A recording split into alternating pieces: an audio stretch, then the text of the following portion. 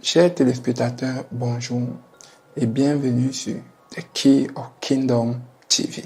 Vous êtes sur votre émission intitulée Brisons les liens. Mais nous n'allons pas entrer dans le vif du sujet sans que vous ne compreniez de quoi il s'agit, sans que vous ne compreniez de quel lien il s'agit. Aujourd'hui, on va parler des différents types de liens. Je vais citer comme premier lien ce qu'on appelle des liens ancestraux ou ce qu'on appelle la malédiction. Qu'est-ce que la malédiction et qu'est-ce qu'un lien ancestral? Il faut comprendre déjà ce que c'est que la malédiction. Pour moi qui suis originaire de l'Ouest Cameroun, j'ai été intrigué une année. Je voyais on creusait la malédiction et je me demandais comment quelqu'un peut être aussi méchant, autant méchant et prendre la peine de creuser un trou et d'enfoncer quelque chose pour nuire à son enfant. Et on m'expliquait non, c'est pas ça la malédiction. La malédiction, ce sont des paroles. La malédiction, ce sont des paroles qu'on rejette sur votre vie. La malédiction, ce sont des paroles que des parents rejettent sur votre vie. Et qu'est-ce que la Bible dit concernant la malédiction? La parole de Dieu dit, Exode 34 au verset 7, « Je conserve mon amour jusqu'à la 1000e génération. Je pardonne le crime, la faute et le péché. Mais je ne tiens pas coupable, mais je ne tiens pas le coupable pour innocent. Je punis la faute des pères sur leurs adolescents jusqu'à la 3e et même la 4e génération. » Qu'est-ce que ça veut dire? Ça veut dire que vous pouvez être là aujourd'hui, vous ne trouvez pas un travail, vous ne trouvez pas un mari ou une femme, vous avez tellement de difficultés dans vos vies et vous vous demandez, mais qu'est-ce qui ne va pas? What's wrong? Pourquoi ma vie est comme ça? Alors que, en réalité, il y a une malédiction qui pèse sur votre vie. On appelle également ça un lien ancestral.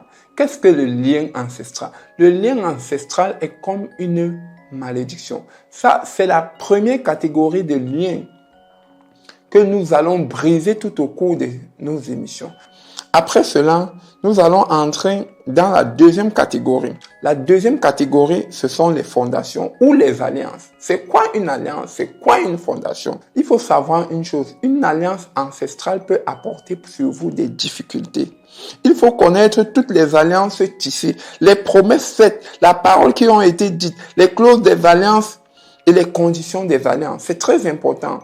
Qu'est-ce qu'une alliance? Qu'est-ce qu'une alliance? Une alliance. Qu'est-ce qu'une alliance? Une alliance, un pacte. Une alliance, une transaction faite entre deux parties de commun accord. Et cette alliance, cette transaction qui est ancestrale peut vous apporter des difficultés. Les alliances qui ont été tissées dans votre passé, les éléments qui caractérisent, je ne sais pas si je vais dire ça comme ça, mais je vais parler de la façon la plus simple pour que vous compreniez ce que c'est que les alliances. Pour que vous compreniez mieux les alliances, je vais prendre le livre de Josué au chapitre 11, de versets 32 et 31. Dans ce livre, qu'est-ce que la parole de Dieu dit? La parole de Dieu dit, Jephthé fit un vœu à Dieu et dit, si vraiment tu me donnes la victoire sur les Ammonites, je te consacrerai et je t'offrirai en holocauste la première personne qui sortira de la maison pour venir à ma rencontre, quand je reviendrai vainqueur de la bataille contre les Ammonites. Qu'est-ce que cela veut dire? Cela veut dire ceci. Cela veut dire que il y a 300 ans, il y a 400 ans, il y a 500 ans. Bon, je vais mieux illustrer ça avec l'histoire d'un pasteur, une histoire que j'ai entendue. Pendant la traite négrière, dans un petit village, ses parents ne voulaient pas que leurs enfants soient emmenés aux États-Unis en esclavage. Ils sont allés traiter des alliances avec les dieux de chez eux. Et qu'est-ce qu'ils avaient dit? Ils avaient dit à ces dieux, si nos enfants ne voyagent pas, si nos enfants ne sont pas pris en captivité par les Américains, nous, en échange, on vous garantit qu'ils vont demeurer là et qu'ils seront toujours à votre service. Et pas plus tard qu'il y a 2 ou 3 ans, je me souviens plus exactement. Ça, c'est une histoire que je vous raconte pour que vous compreniez un peu de quoi il s'agit. Dans ce village est sorti un homme de Dieu. Et cet homme de Dieu, étant un grand homme de Dieu, avait des invitations qui venaient de Belgique, qui venaient de Suisse, qui venaient de France. Et chaque fois qu'il allait demander son visa, le visa ne sortait jamais. Chaque fois qu'il allait demander le visa ne sortait jamais. Mais par la grâce de Dieu, en assistant à une conférence d'un de ses collègues, le collègue a eu une révélation prophétique qui lui a dit, pendant la traite négrière, voilà ce que tes ancêtres ont fait. Voilà comment ils se sont tenus. Voilà ce qu'ils ont dit. Et c'est pour ça que toi, tu ne parviens pas à voyager. Et si tu regardes bien, personne dans ton village ne réussit à voyager. Et ils ont mené des enquêtes. Ils ont découvert que réellement, dans leur village, personne ne traversait l'Atlantique. C'est pour vous dire quoi? C'est pour vous dire que vous pouvez être victime des alliances. Vous pouvez être victime des alliances. Et ces alliances peuvent tenir en captivité vos mariages. Ces alliances peuvent tenir en captivité vos enfants. Je vais prendre des exemples terre à terre, banals que nous vivons tous les jours. Vous allez voir une jeune fille ou un jeune homme. Tant qu'ils vivent en concubinage, ils peuvent faire 1 année, 2 années, 3 ans, 4 ans, 5 ans, 10 ans de concubinage. Et à la 11e année, ils vont décider, ok, on va aller se marier. Quand ils vont aller faire la dot, ils vont aller à la mairie. Et quand ils vont rentrer, 1 année après, le mariage va se gâter au point où ils vont divorcer. Alors que pendant 10 ans, ils ont vécu une vie maritale sans problème. Je prends un autre exemple. Je prends le cas d'un jeune homme qui, tant qu'il n'est pas marié, il fait des enfants. Mais dès l'instant où il se marie avec une femme, elle ne procrée plus. Il ne parvient plus à faire des enfants. Ça, ce sont des alliances. Qui vous tiennent en captivité. Et le but de cette émission, Brisons les liens, c'est de briser ce type de lien. La 3e catégorie, enfin, nous avons ce qu'on appelle un joug. Un joug, c'est quoi? Un joug, c'est quelque chose qui est comme une dette sur votre vie, qui est comme une dette sur votre tête. Je veux vous prendre un exemple simple. Votre papa meurt. Un joug, c'est comme une dette qui est sur votre vie. Je vais vous prendre un exemple. Votre papa meurt et avant de mourir, il avait contracté des crédits et avait mis pour garantie votre tête, avait mis pour garantie votre vie, avait mis pour garantie votre travail, avait mis pour garantie vos enfants, votre premier-né, avait mis pour garantie une maladie générationnelle, donc il y a plusieurs formes de garantie qui peuvent être placées sur vos vies. C'est pour ça que nous insistons en vous disant, ne vous conformez pas au siècle présent. Le siècle présent qui vous donne l'impression que tout ce que vous vivez est normal. Beaucoup de choses que vous vivez ne sont pas normales. Et je veux bien prendre cet exemple qui dit que ce n'est pas parce que vous ignorez l'existence de quelque chose que cette chose n'existe pas.